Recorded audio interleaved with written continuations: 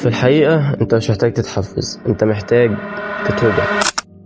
اكبر كدبة صنعتها السوشيال ميديا وانت بلعتها زي اللهبل، وهي انك لازم تتحفز عشان تبدأ. مستني المود الحلو، مستني شغفك يرجع، مستني الحتة الحماسية اللي بتبقى موجودة في الاغنية عشان تقوم. وبص انا مش هكدب عليك، عشان بكل بساطة الفيديوهات دي انا بعملها كأني بكلم نفسي، ودي رسالة لنفسي. عاوز الحقيقة بجد اللي مفيش اي لايف كوتش هيقولها لك. التحفيز هو اكبر مخدر رخيص احنا بناخده كشباب، واكبر سبب يخليك فاشل. هو اكتر مخدر رخيص بيخلينا مبسوطين واحنا مش بنعمل اي حاجه في حياتنا تخلينا مبسوطين. والنهارده انا جاي اكسر لك الفكره الغبيه اللي السوشيال ميديا زرعتها جوه دماغك وانت بلعتها زي الحمار. علماء النفس وعلماء الاعصاب عندهم تفسير مرعب قوي بجد للي بيحصل في دماغك لما بتتفرج على فيديو تحفيزي مثلا لحد بيتمرن او راجل اعمال او اي حد ناجح في حياته. لقوا ان انت لما بتتفرج على الفيديوهات دي دماغك بتفرز كمية ضخمة من الدوبامين.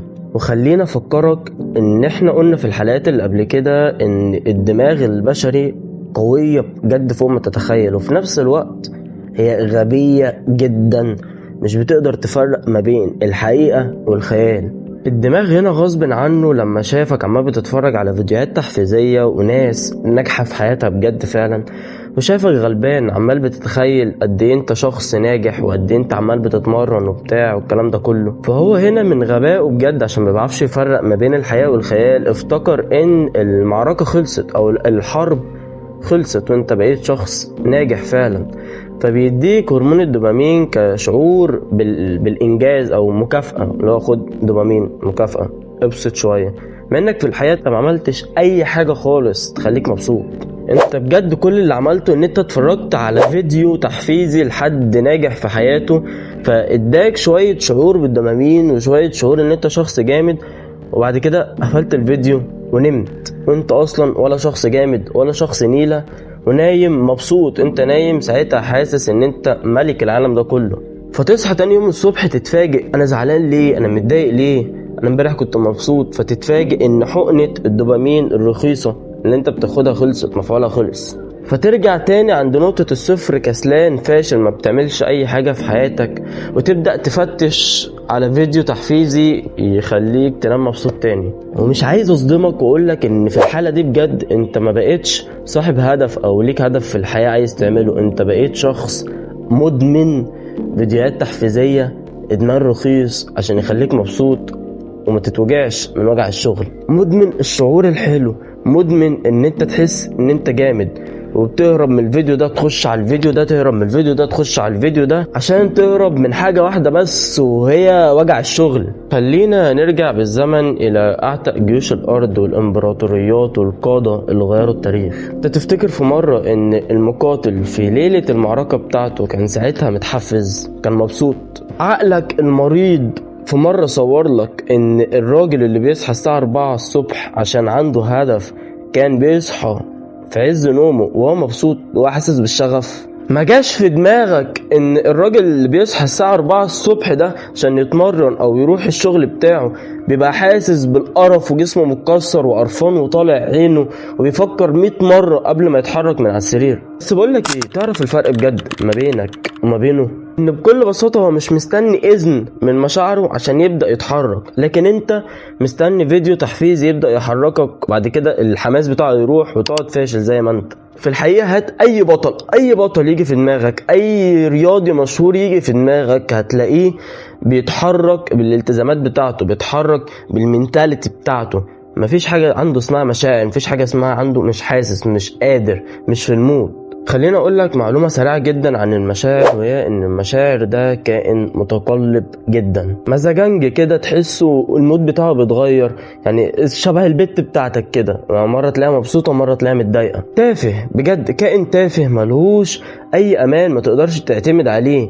انت لو سبت مستقبلك وصحتك على مشاعرك او المود بتاعك، اعرف ان انت في الحالة دي انت حكمت على نفسك بالاعدام، انت مش هتقدر تعمل اي حاجة في حياتك، ومش هتاخد بالك بجد ان انت ضيعت ده كله غير وانت عندك سكة 30 سنة قاعد بكرش بدهنة، قاعد ما بتعملش اي حاجة في حياتك. تخيل معايا المنظر، طيب انا دلوقتي شخص مدمن تحفيز، انا ما بقدرش ابدا غير لما المود بتاعي يبقى حلو او لما اشغل اغنيه حماسيه والكلام ده كله. اعمل ايه؟ ركز قوي بقى معايا في الكام نقطه اللي هنقولهم عشان دول اهم حاجات موجوده في الفيديو ومش هتلاقيها على التيك توك اصلا. وعشان تطلع من الفخ ده هتعمل اكتر حاجه الناس كلها بتكرهها وهو الروتين. بالظبط زي ما انت ما سمعت، الروتين. احنا ليه بنكره الروتين؟ عشان احنا بكل بساطه مش هنقدر نمشي على الروتين. صعب ان احنا نمشي على الروتين، شيء صعب جدا، مرهق جدا. بس تعالى اديك كم معلومه عن الروتين. الروتين ده هو اللي بنى الامبراطوريات اللي انت شايفها النهارده. الروتين ده هو اللي بنى عواصم كبيرة. الروتين ده هو اللي بنى أكبر القادة اللي موجودين في التاريخ. الروتين ده هو اللي بيحرك أي بطل أو أي رياضي مشهور انت شايفه في حياتك. فيا ريت بجد طول ما انت مش بتعمل مجهود بطل تتفرج على فيديوهات ترفع سقف طموحاتك وسقف توقعاتك وانت اصلا قاعد ما بتعملش اي حاجة خالص. تاني حاجة بجد وهي ان انت تقدر وتحترم الخطوات الاولى بتاعتك. عقلك والمشاعر بتاعتك فعلا هتقاومك في اول 5 دقايق بس، فخليك فهمان بقى وفاهم واضحك على عقلك كده وقول له بص يا ابن الحلال دلوقتي احنا هنشتغل ال10 دقايق دول جد قوي، وبص نقضيها دلع ومرقعه ونتبسط بقى باقي اليوم. ننام هنشتغل 10 دقايق دول وننام. وبجد بجد بجد انت مجرد ما تبدأ تدخل في المود بتاع المذاكرة او في المود بتاع الشغل بتاعك مخك هينسى اصلا انت كنت بتقول له ايه. مخك هينسى اللي انت كنت بتزحلقه. في مشكلة هنا يا باشا ولا ايه؟ تالت حاجة بجد واهم حاجة ان انت تبني الهوية بتاعتك او البراند بتاعك جوه عقلك. ما تحاولش كل شوية تقول لنفسك انا بحاول التزم في الجيم. قول لدماغك انا شخص رياضي، وبالتالي هو هيخليك تلتزم بالجيم. ليه؟ عشان هيقتنع ان انت شخص رياضي. مفيش شخص رياضي مش ملتزم. مثلا دلوقتي انت عايز تبطل سجاير، ما تقولش انا ببطل سجاير، قول انا بطلت سجاير. خلاص مخك هيقتنع بحاجة زي كده هيخليك تبطل سجاير بجد. سيبك من ده كله، خلينا نتكلم انا وانت كده بصراحة راجل لراجل. انت دلوقتي بقالك قد ايه عمال بتخطط لحاجات انت بجد ما عملتهاش؟ كم مرة قلت لنفسك السنة دي انا هعمل واعمل واسوي، وفي الاخر بتبقى قاعد برضه عمال بتتفرج على ريلز مالهاش اي لازمة. عايز الحياة بجد، ولو عايز تزعل ايه هي بجد ان انت ناقصك ان انت استرجل بجد وسيبك من الهبل ده كله وتعود على الألم. الوجع بتاع الشغل احسن بجد، صدقني احسن بجد ما تبقى عندك 30-40 سنة وانت فاشل ما بتعملش اي حاجة في حياتك. وخلينا اتكلم معاك كأخوية بجد، انت متدلع يا اسطى. انت مستني اللحظة المعينة، مستني الظروف المثالية، مستني مثلا عشان تبدأ فيديوهات ان انت تصور بالكاميرا الفلانية، تجيب رينج لايت، تجيب سوفت بوكس والكلام ده كله. وفي الحقيقة بجد ان انت لو استنيك ده كله انت عمرك ما هتبدأ. يعني عايز اقولك ان انا دلوقتي انا بصور بتليفون ريلمي سي 55 حاجة كده حقيرة قوي، فاهم؟ انا لو استنيك بجد ان انا اشتري ايفون، انا متأكد من جوايا ان انا مش هشتري ايفون دلوقتي ومش هبدأ دلوقتي، يبقى يحلها ربنا بقى ونشوف هنبدأ امتى. فهي دي بجد الحقيقة اللي بتوجع. الواقع بجد يا جدعان مش بيشجع، الواقع بيحاول يخليك تبطل تسعى في اي حاجة، بيحاول يخليك ان انت ما تبدأش اي حاجة. الواقع بجد والله العظيم لو شافك متردد او خايف تاخد نقطة معينة هيدوسك، والله العظيم هيفرمك.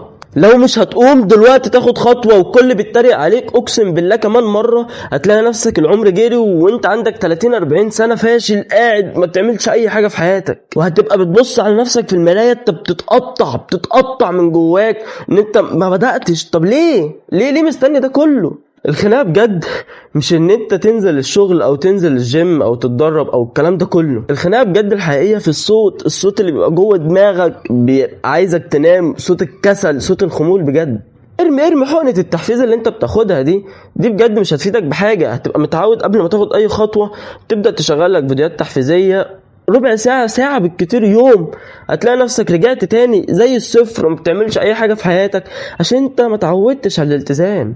ظبط العقلية بتاعتك، ظبط البراند بتاع الهوية بتاعت شخصيتك انت، اصنع النظام والسيستم والروتين بتاعك انت. عايزك تفتكر حاجة مهمة قوي، ان انا بحبك، انا معرفكش بس انا لما بتكلم معاك انا بحس ان انا بكلم نفسي، والكلام ده انا بقوله لنفسي قبل ما اسمعهولك. انا الكلام ده فعلا انا محتاجه. فعشان تقدر بجد تشوفني انا بكلم نفسي كده هو انا بكلمك وبناخد وبندي مع بعض في الكلام، احنا بندردش، احنا مش بنتخانق. فتنزل دلوقتي تدوس اشتراك في القناه وتدوس لايك والكلام ده كله.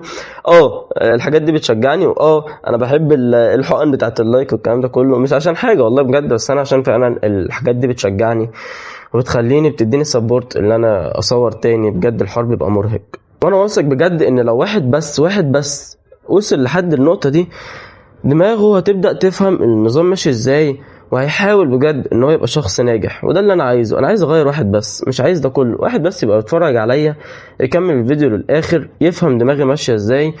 بجد يا جدعان دماغه هي هتتطور اكتر مني انا نفسي. وكان معاكم سيف من البرنامج بتاعكم، برنامج عقلية، عشان تبدأ تفهم العقلية بتاعتك وتطورها عشان تساعدك في النجاح. مع السلامة.